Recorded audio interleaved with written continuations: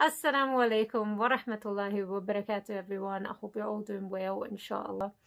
So, I have a few videos coming up soon, inshallah. A few different videos. Today I thought it would be interesting to do a little bit of a story time video. Something happened yesterday that reminded me of my time spent in Saudi Arabia. I had a bit of a moment where I was grieving being there.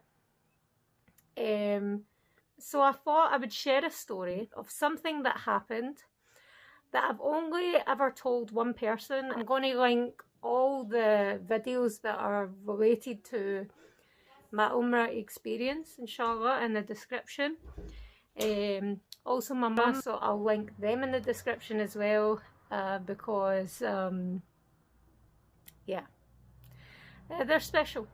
I had a situation yesterday where I really missed being there. For me, the memories that stand out is the atmosphere of the place, all the different people, all the different races and nations all coming together in one place because we share one thing in common, the most important thing we share in common, and that is our faith, our belief in Allah subhanahu wa ta'ala and the Prophet sallallahu alaihi wasallam and the message of Islam. Remember the Zamzam water.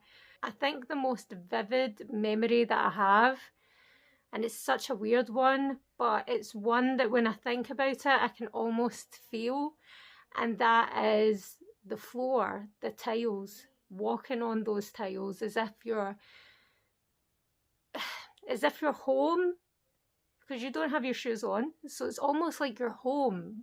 It's not even, you know, we go into the mosques in the UK and we take off our shoes, but it just doesn't feel like that. It feels like you're home. But of course, the most important one was the Kaaba.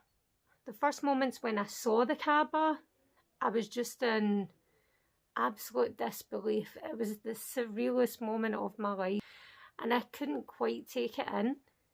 But it was there, but it was like, it was there. Like, it was just unbelievable, subhanAllah. When I was completing my Umrah, I remember just, you know, doing the tawaf and just spellbound by it almost. It was just so real. You know, nothing in comparison to seeing it on the TV. But let me get to the story. So, after a couple of days of being there, me and a friend who I was with decided to go and do tahajjud. For anyone who doesn't know, tahajjud is a prayer that is done in between our evening prayer and our next morning prayer. So it's a late one. We went there, we did tahajjud, we did tawaf, and at this point I hadn't touched the Kaaba yet because all the other times that I had been there it was extremely crowded, and I have a thing about my personal space being invaded at the best of times, but I was really conscious of it. I started quite far away and there was a bit of a crowd when I first started doing the tawaf, which is when you circle the Kaaba. I maybe did my 4th or 5th tawaf, and then I realised that I was extremely close and that I would be able to touch it if I went near it. And then I just kind of saw an opening and I didn't run, but I almost like quickly shot over there. I genuinely don't know what I was thinking, but my intention was touch the Kaaba and put my head on it, rushing towards it with both my hands out, you know, my head almost moving forward a bit more forward than my hands, and I just wanted to kind of just touch it, you know. But I went in with such speed and I have no idea of the texture I was expecting the Kaaba to be. It was almost like I was expecting, but obviously not expecting, but kind of expecting for it to almost be soft. So I ran into it with such speed with my hands, with my face forward, and I head-butted it.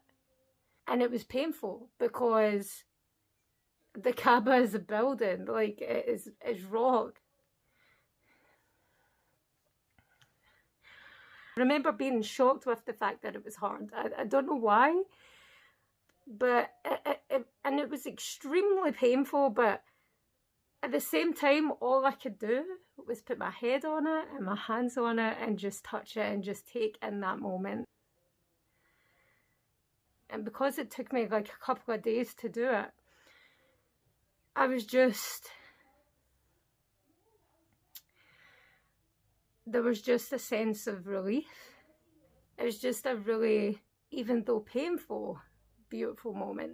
If anybody knows Scotland, knows my city, which is Glasgow, we have a thing where we're known for something that's called a Glasgow kiss, or in slang, a Glasgow kiss, which people usually have a preconceived idea that it's something nice and friendly and all the rest of it, but actually it's a headbutt. So people used to try and set up foreigners or people who weren't from Glasgow and say, oh, do you want a Glasgow kiss? And instead of doing something that they might think is polite, they would end up headbutting their nose.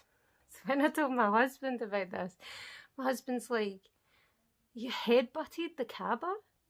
Like, you gave the Kaaba a Glasgow kiss? I don't know if I'm the only person who's ever headbutted the Kaaba, but I did. But it was one of the most amazing experiences of my life. And I have to say, anybody who hasn't been to Saudi Arabia, hasn't been to Mecca, hasn't been to Medina, you don't know what you're missing. And you should strive for it, not because it's a religious act or duty or, you know, it's just so amazing. But be prepared. The grieving you do after it, the missing that you do after it, it's just nothing like it. And inshallah, as soon as I can, inshallah, if Allah permits, I'll be back there soon. Anyway, hope you all enjoyed this video. I'm sure I'm going to get a lot of stick in the comment section.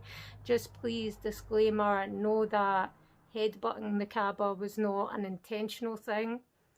I don't know what to say. It just happened. Subhanallah. Alhamdulillah.